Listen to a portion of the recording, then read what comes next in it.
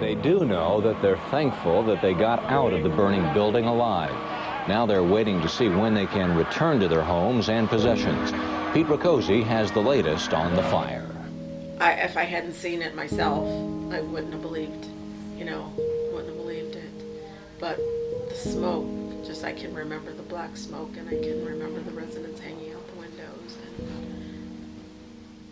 I always say someone watches out for us.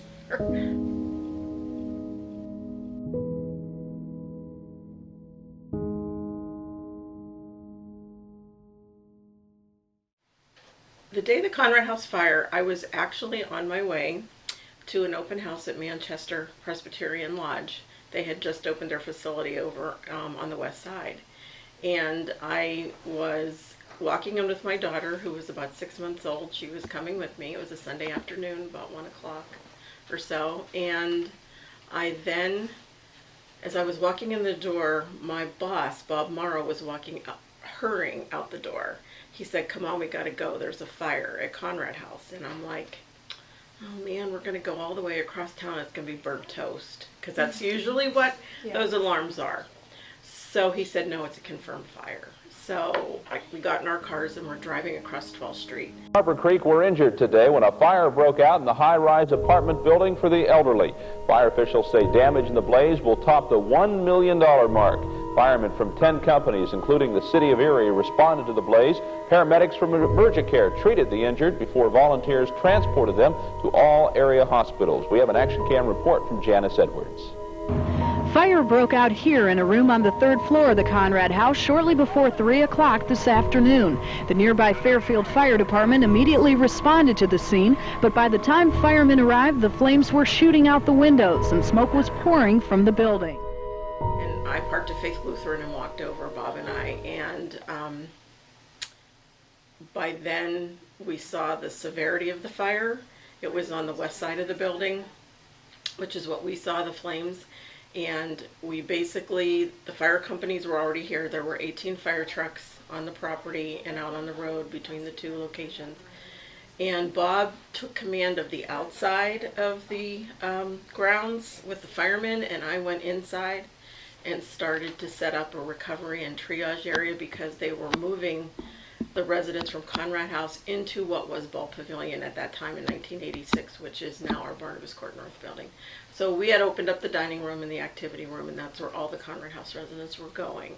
And all of the staff were relocated to Conrad House because the firemen had to bring them down the stairs because you couldn't use the elevator. So it was a very long, tedious process because at that time that building accommodated 155 people.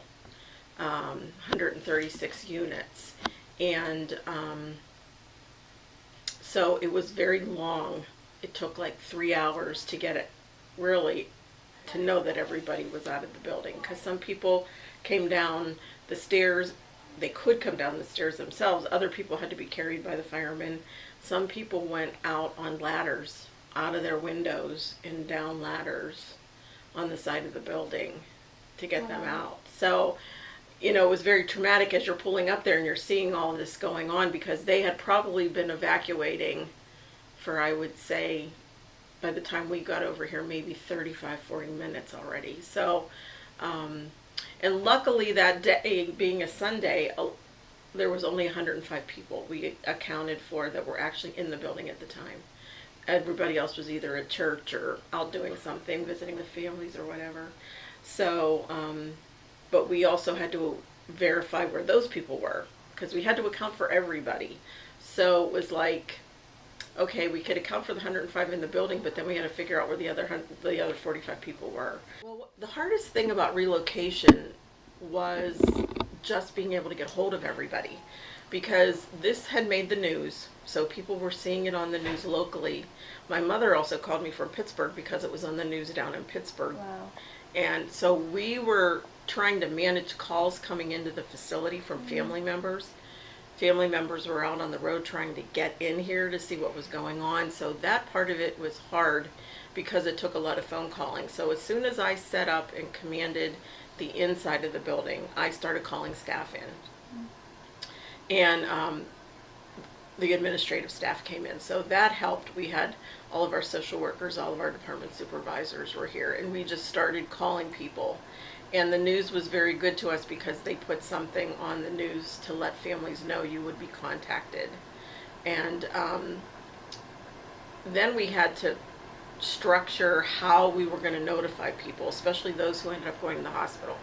We had 17 people that were transported by ambulance to the hospitals for smoke inhalation. One gentleman suffered a heart attack. Most of the displaced residents have moved in with family and friends. Those staying here are getting food, shelter, medical care, and even clothing donations from the community. And everybody did what they were supposed to do. That was amazing. And so education, training by the fire department is very, very important. It was a miracle and a matter of organization. It wasn't all luck. A lot of it was good management. We avoided any loss of life or severe injury, serious injury, because the fire company knew what to do, our staff knew what to do, and our residents responded correctly also, and we're thankful. We're all thankful. Do you consider that like a miracle? Yeah, I do, because think about what they had to do. They knew that their building was on fire, and they had to stay in those apartments knowing they were surrounded by intense smoke, heat, and fire. Yeah. Your first instinct, I think, is to flee. Yeah. If there was a good side to the situation here Sunday afternoon, it was that it couldn't have happened at a better time. Fortunately, it was daylight, and the second shift of nurses had just come on at the Ball Pavilion. Many of the residents of the Conrad House were either out visiting relatives, or their relatives were here and could help out with the evacuation. The situation could have been a lot worse, but thanks to an up-to-date fire alarm system, and since the Fairfield Fire Department regularly held safety classes with the residents and staff of the building, the situation was kept under control. Well, the smoke was the problem. The fire was contained here on the third floor, but the building filled with smoke. Again, they were prepared and knew what to do, and moved quickly when their floor was evacuated and came out without any serious injury. There was a lot of good that came from that fire, a lot of things that we ended up changing about the building at the time. Back in those days, there were not the stricter codes that they have today for large buildings like that. So we added a sprinkler system, we added automatic closures on the doors. Considering the conditions, I think everything went beautifully. As you know, with a fire of that magnitude, and it was hot, and it was smoky. Things worked out pretty darn good. What are you going to do now, John? I'm going to stay here till they kick me out.